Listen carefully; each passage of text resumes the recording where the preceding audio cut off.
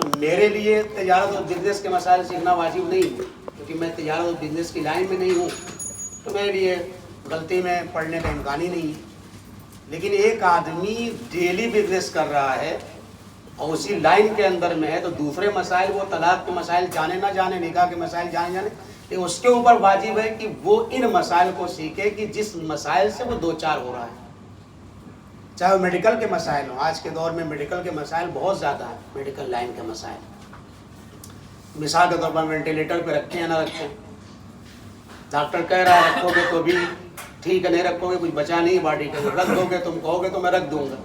اب کب تک رکھا رہے گا یہ بھی نہیں پتا، سالوں سال بھی رہتے ہیں۔ تو مسائل بہرحال ہیں اور اس کا سیکھنا ہمارے لیے ضروری ہے۔ اس لیے ہمیں صلی اللہ علیہ وسلم کی سیرت میں یہ ملتا ہے، اور اس سیرت کو ہم لوگ یہاں پر الحمدللہ سالوں سے کرتے ہوئے آئے ہیں۔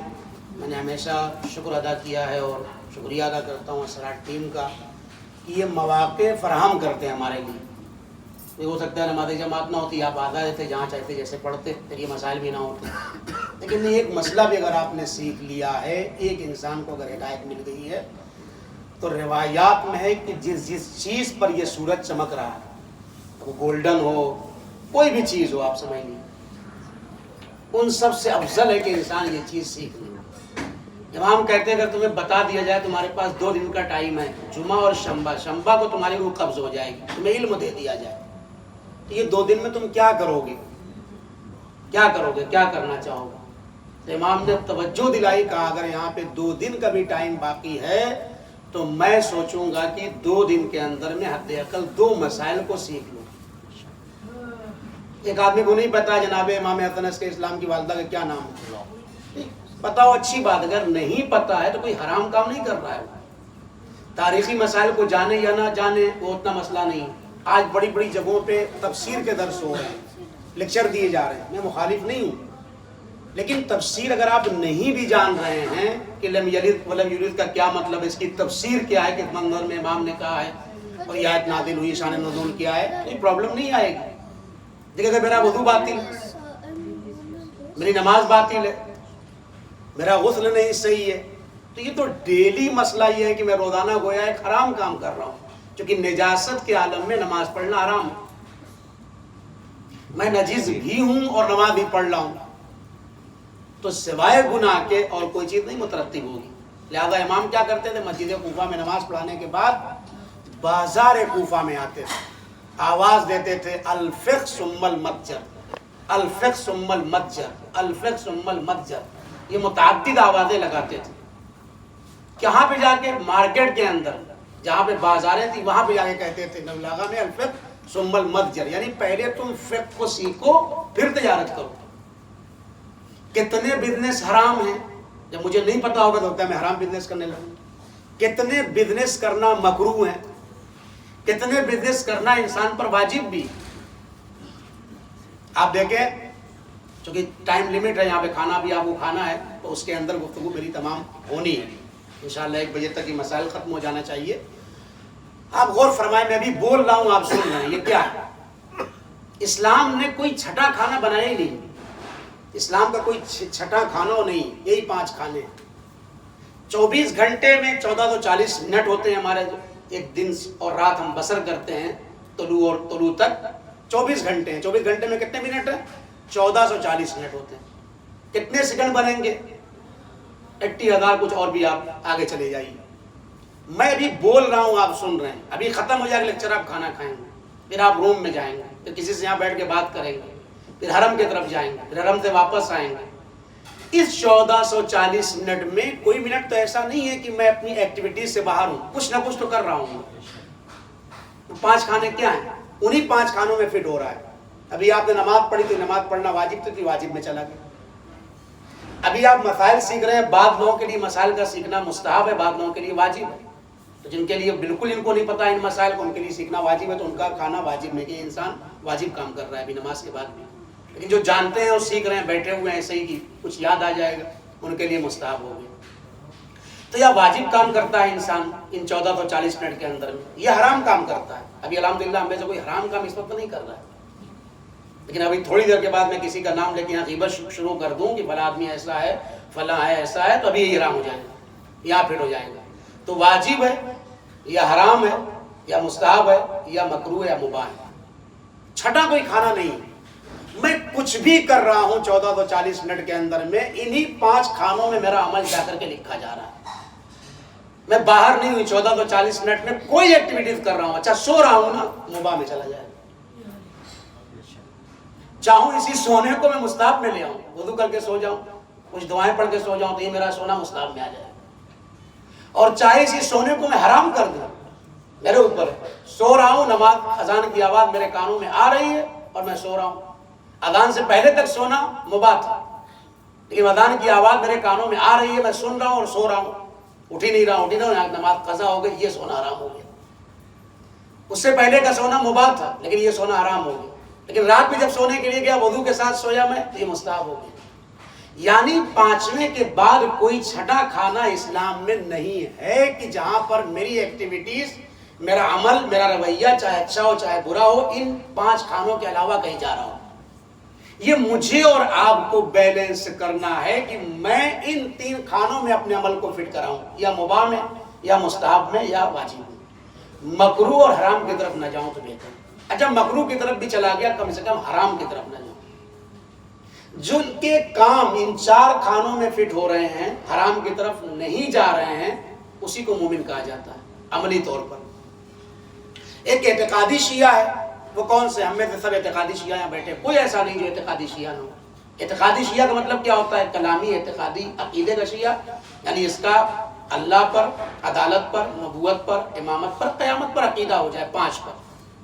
मोमिन और मुसलमान में यही फर्क है, जो 3 पर अकीदा रखे वो मुसलमान है, रसूल को माने, अल्लाह को माने, माद और क़यामत को माने। बस अल्लाह को माने, अल्लाह को आदिल ना माने, नबूवत को माने, इमामत को माने। 2 चीज अगर कोई स्प्लिट कर दे, कम कर दे, तो मुसलमान।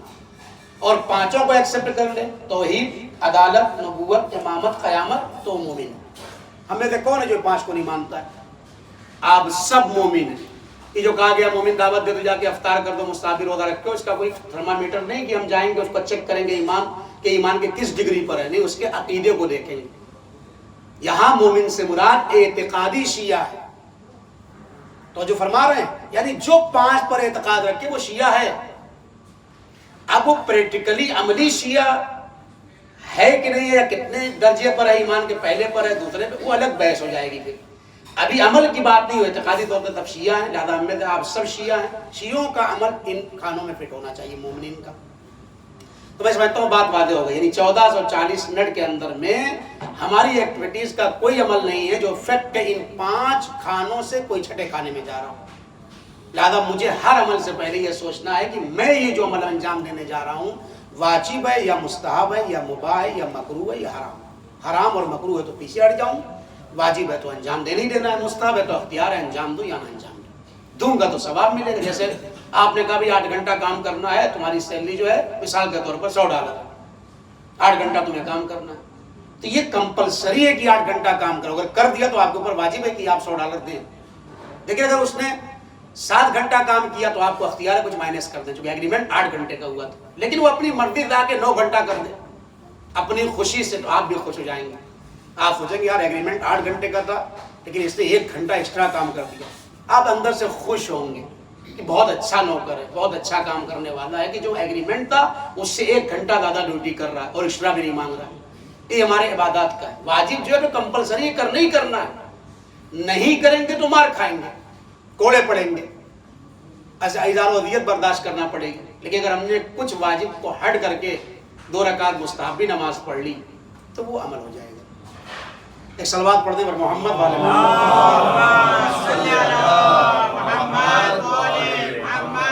अच्छा, मसाइल चूंकि आज रोजमर्रा के बयान करने, पहला मसला ये है कि आप मुसाफिरत पे, तो नमाज नाफिला हराम है पढ़ना। बहुत लोगों को नहीं पता होती, चूंकि वो आदी होते हैं नाफिला पढ़ने के, तो वो सफर में भी आके नवाफिल पढ़ते हैं खूब। जब असल नमाज ही वाजिब नहीं है, 4 रकात के बजाय अल्लाह कह रहा है कि 2 रकात पढ़ो, तो नवाफिल कैसे हो जाएंगे? जब असल को कह रहा है पूरी अंजाम ना दो, 2 ही रकात अंजाम दो, तो जाहिर है जब असल का मुतालिबा आपसे नहीं किया गया है पूरा का, तो नवाफिल कैसे हो जाएंगे? तो नवाफिल ये नहीं कि अख्तियारी, हराम है पढ़ना, गुनहगार हो जाएंगे आप। कि नमाज इबादत नहीं हमारे यहाँ, रोज़ा इबादत नहीं है, इताअत इबादत है। جس خدا نے کہا ہے آج روزہ رکھو وہی خدا کہہ رہا ہے سفر میں نہ رکھو. اب آپ کہیں نہیں میں نے تو سفر میں تھا کچھ کھایا نہیں ٹرین میں تھا لاؤ آج رکھو. یہ نہیں, یہ منمانی ہو گئی. بندگی کا نام اطاعت. نماز کا نام, اگر نماز کا نام عبادت ہوتا تو رسول اللہ ایک نمازی کو آواز دے رہے تھے فلاں ادھر آ جاؤ تو نہیں آئے. نماز جب اس نے ختم کی تو پیغمبر نے کہا کہ میری آواز پہ تم نے لبیک کیوں نہیں کہا؟ کہا رسول اللہ میں نماز پڑھ رہا تھا. کہا اچھا یہ بتاؤ نماز کس نے سکھائی تھی؟ کہا آپ نے.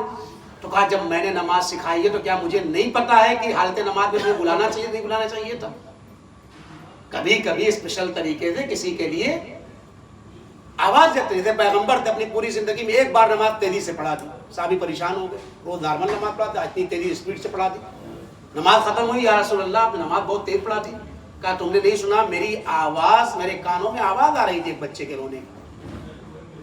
وجہ بچے کا رونا تھا جس کی وجہ سے میں نے نماز کو تھوڑا جلدی پڑھا دی. آپ سمجھ رہے ہیں؟ تو جب اصل ہی انسان پر مسافرت پہ ساتھی تھے تو نافلے کوئی معنی نہیں ہے. لہذا اس کے لیے کیا کہا گیا ہے, جو روایات میں ہے کہ اگر 2 رکعت نماز قصر ہوئی ہے تو کم سے کم جو کنسیشن ملا ہے اس کے بدلے میں 30 بار تسبیحات اربع پڑھی. کتنی مرتبہ؟ 30 مرتبہ. سبحان اللہ والحمدللہ ولا الہ الا اللہ واللہ اکبر. یہ بہت زیادہ ثواب ہے. ٹائم نہیں کم کیا, تقریباً ٹائم اس سے ہو سکتا ہے زیادہ لگ جاتی ہے میں آپ 4 رکعت نماز پڑھتے ہیں. 2 رکعت کم پڑھنے کا مطالبہ ہے شریعت کی طرف سے, لیکن اس کے مقابلے میں ہمیں 30 مرتبہ تسبیحات اربع پڑھنا چاہیے. اور یہ بہت عظیم ذکر ہے. ایک صلوات پڑھ دے محمد.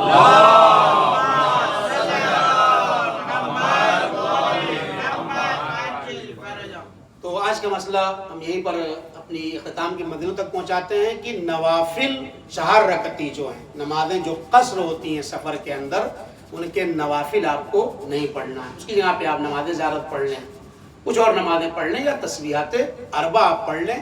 نماز آپ کی قصر ہوگی اور اس کی جگہ پر آپ کو نوافل بھی نہیں پڑھنا ہے. مغرب کی قضا نہیں ہوتی ہے, قصر نہیں ہوتی ہے, تو آپ مغرب کے نوافل پڑھ سکتے ہیں, صبح کے نوافل پڑھ سکتے ہیں, لیکن ظہر, عصر اور عشاء کے نوافل سفر میں ہم کو نہیں پڑھنا. نہیں ساقط ہے, ہماری ڈیوٹی اور ذمہ داری نہیں ہے کہ ہم پڑھیں. پڑھتے ہیں تو آپ گنہگار ہیں, چونکہ مذہب نے روکا ہے ایک کام سے.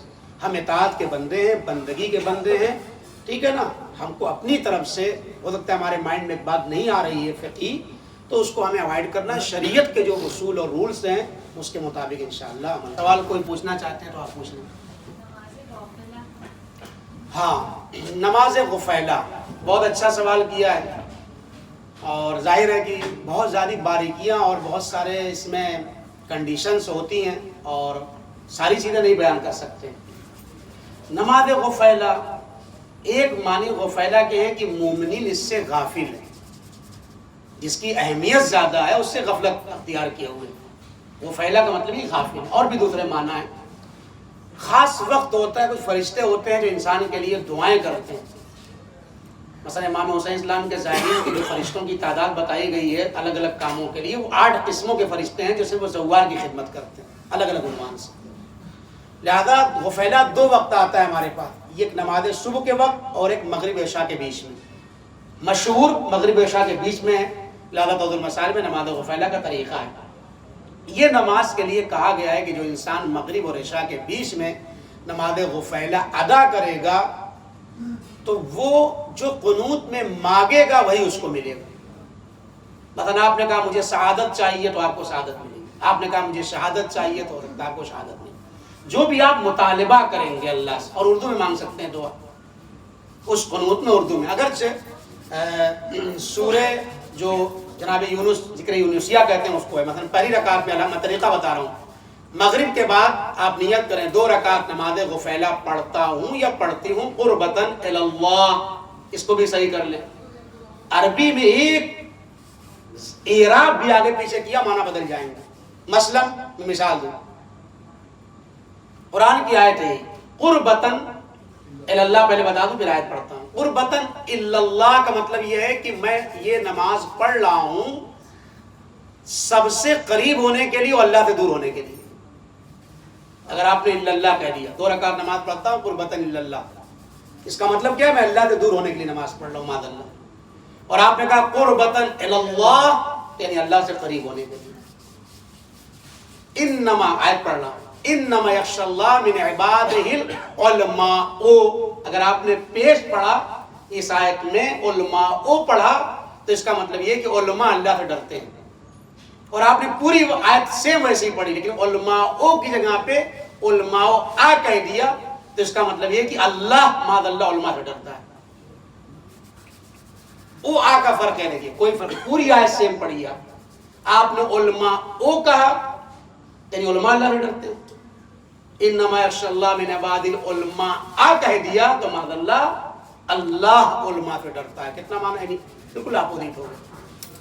تو الحمد آپ پڑھیں گے، نیت کریں گے، میں نماز کو فعلا پڑھتا ہوں قربتاً الی اللہ، الحمد آپ پڑھیں گے، اس کے بعد اس آیت کو پڑھیں گے وَظَنُّونِ ذَهَابَ مُغَاضِبًا فَظَنَّ أَن لَّن نَّقْدِرَ عَلَيْهِ فَنَادَىٰ فِي الظُّلُمَاتِ أَن لَّا إِلَٰهَ إِلَّا أَنتَ سُبْحَانَكَ إِنِّي كُنتُ مِنَ الظَّالِمِينَ فَاسْتَجَبْنَا لَهُ وَنَجَّيْنَاهُ مِنَ الْغَمِّ وَكَذَٰلِكَ نُنجِي الْمُؤْمِنِينَ۔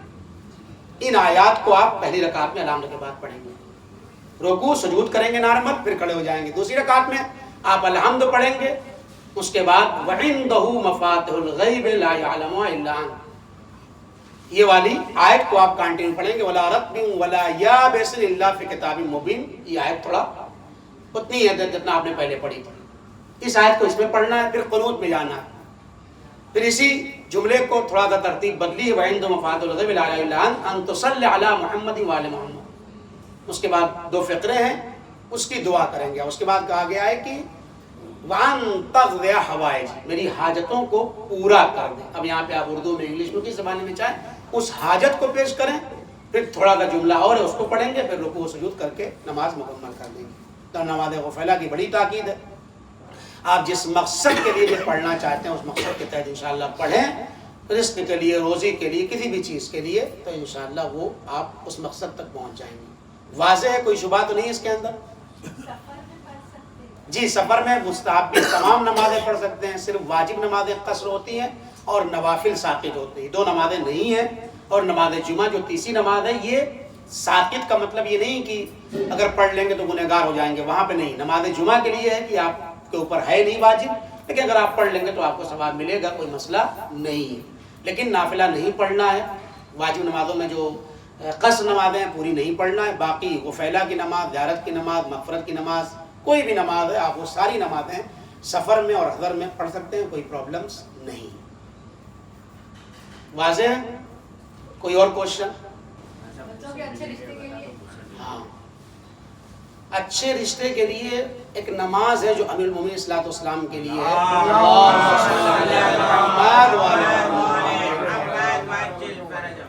پہلی رکعت میں الحمد کے بعد سورہ یاسین اور دوسری رکعت میں بھی الحمد کے بعد سورہ یاسین ہے۔ مولا امیر المومنین صلی اللہ علیہ وسلم سے نماز ہے جن کے رشتے میں رکاوٹیں ہیں یا رشتے نہیں ہو رہے ہیں یا خاطر خواہ رشتے نہیں ہو رہے ہیں، انہیں یہ نماز اس لڑکی کو یا اس لڑکے کو پڑھنا چاہیے۔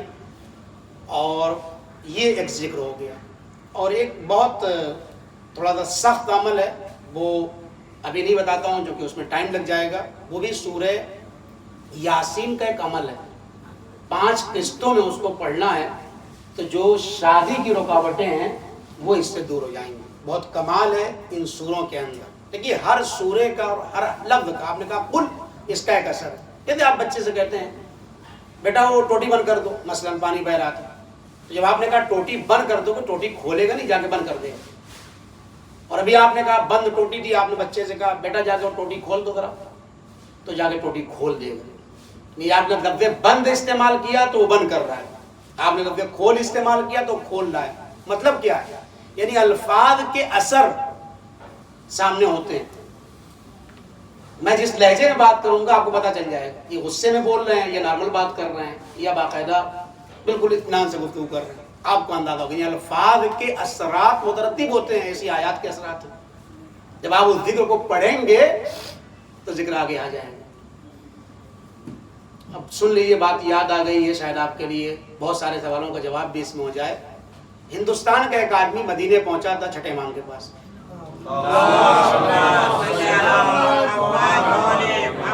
بہت بڑا جادوگر تھا اپنے زمانے کا، مشہور تھا، مرتاز کہتے تھے اس کو۔ پہنچا وہاں تو مولا سے ملاقات کی، مولا نے کہا کہ بھائی سنا ہے کہ تمہارے پاس بہت علم ہے۔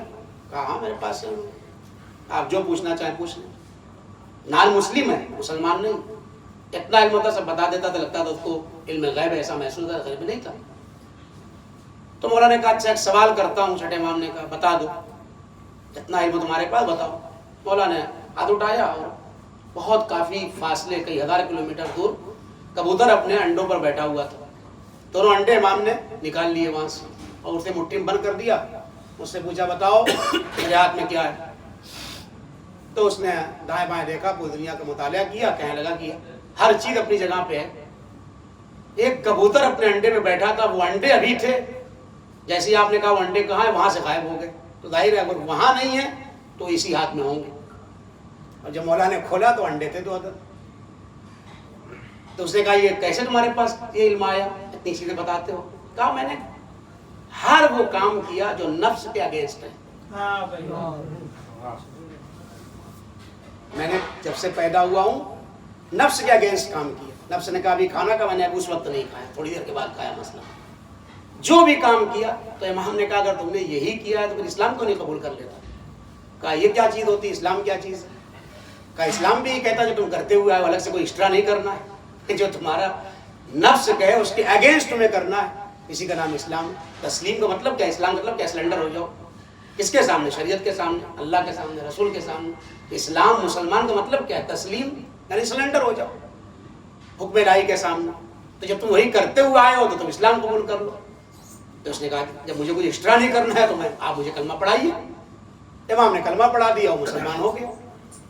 جیسے ہی کلمہ پڑھا پورا علم غائب ہو گیا. علم سب چلا گیا اس کے پاس, ایک علم بھی اس کے پاس نہیں بچا. تو چھٹے امام سے کہتا ہے کہ مولا یہ علم کیسے میرے پاس سے چلا گیا.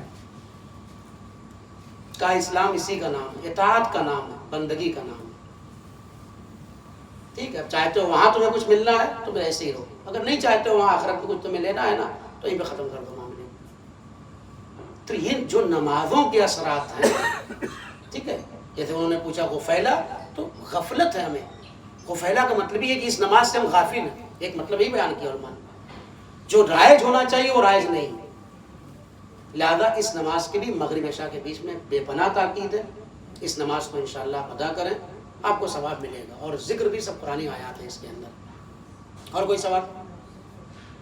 اللهم صل على محمد